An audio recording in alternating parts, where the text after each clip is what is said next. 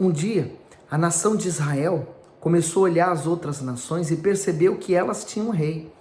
Então, elas pediram um rei para elas também. Isso pareceu muito mal aos olhos de Deus, porque Deus era o próprio rei e guiava a nação. Agora eles estavam pedindo uma pessoa de carne e osso, e falha também.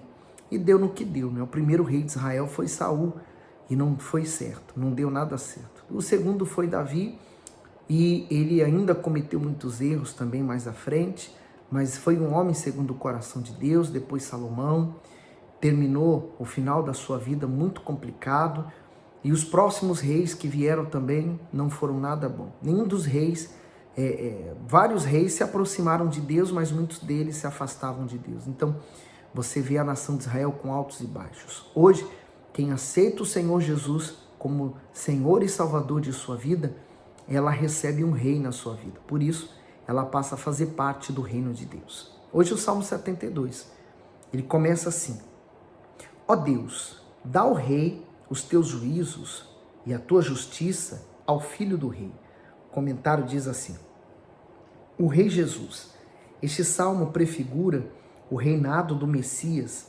Inclusive, alguns versículos retratam o próprio Senhor Jesus como aquele que governa com autoridade e justiça e prevê as necessidades do povo. Isso significa que toda pessoa que faz dele o seu rei é direcionada a ter uma vida abundante em todos os aspectos. Eu estou aqui pensando, né? O povo de Israel, quando lia esse salmo, eles pensavam que o Cristo, o Messias, viria para reinar neste mundo. Quer dizer, a visão tão limitada, tão pequena, né? A visão deles não passava deste mundo. Quando, na verdade, o reino de Deus é muito maior do que nós vemos e pensamos. Ele é o reino de Deus. Ele é muito maior. Por isso, quando você decide entregar a sua vida para o Senhor Jesus, você passa a se submeter aos planos dele, que são maiores e melhores do que os seus. Garanto para você que os propósitos que Deus tem para você é muito grande. O 2, ele julgará ao teu povo com justiça e aos teus pobres com juízo. Os montes trarão paz ao povo e os outeiros justiça. Julgará os aflitos do povo, salvará os filhos do necessitado e quebrantará o opressor. E tudo isso a gente viu o próprio Senhor Jesus fazendo, né? Mas eles não conseguiram ver em Jesus o rei, porque não trazia as vestes reais, não reivindicou nenhum trono, né? Nesse mundo. Mas ele falou: eu sou rei, mas não é nesse mundo. Aí ele diz, no 5, temer-te-ão enquanto durarem o sol e a lua, de geração em geração. Ele descerá como chuva sobre a erva ceifada, como os chuveiros que mudecem a terra. Nos seus dias florescerá o justo, e abundância de paz haverá enquanto durar a lua. O comentário do bispo diz assim: florescerá o justo. O reinado do Messias é superior a qualquer governo humano, pois enquanto os reis lutam para alcançar a paz e a justiça para o seu povo, o Senhor Jesus estabelece o seu domínio com a abundante paz.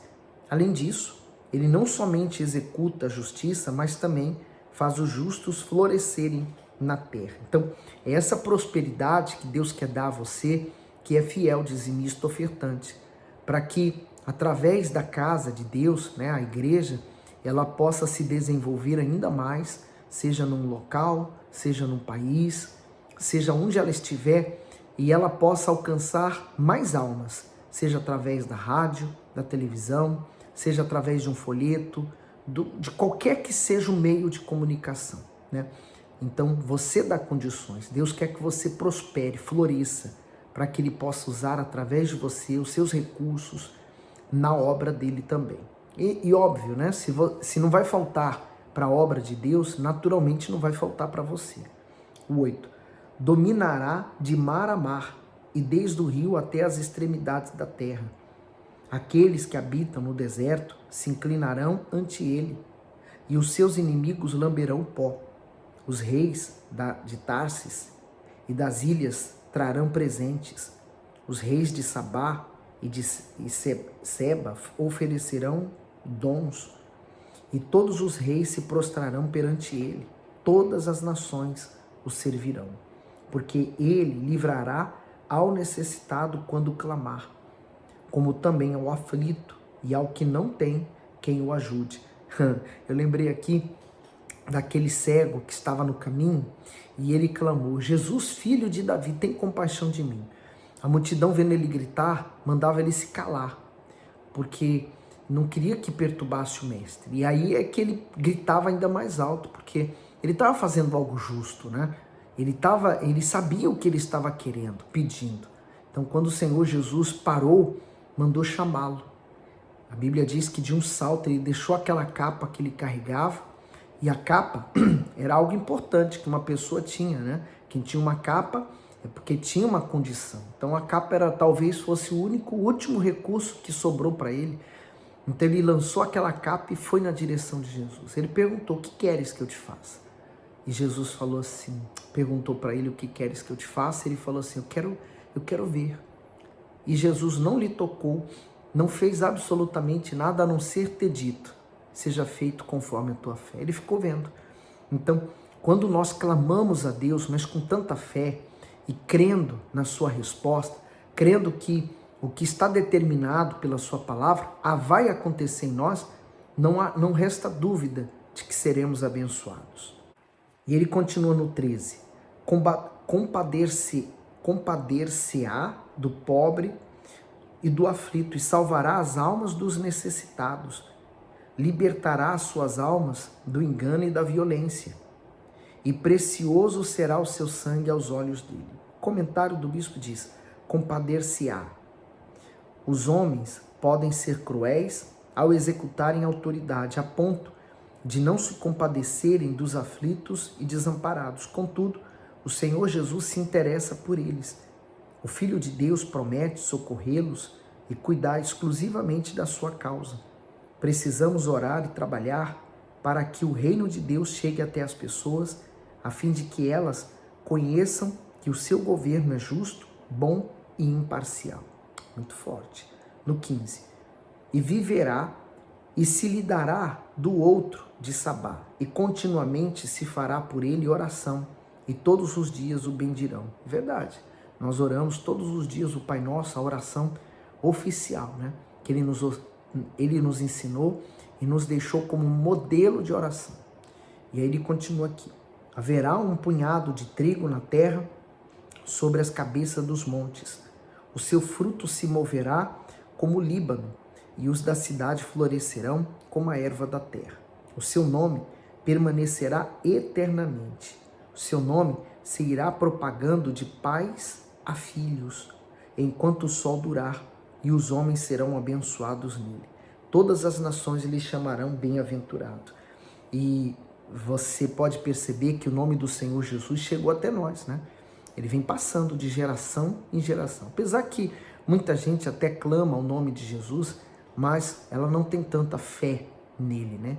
Eu já cheguei ao ponto de ouvir que Deus ele já está bem velhinho, já não pode fazer muitas coisas pelas pessoas.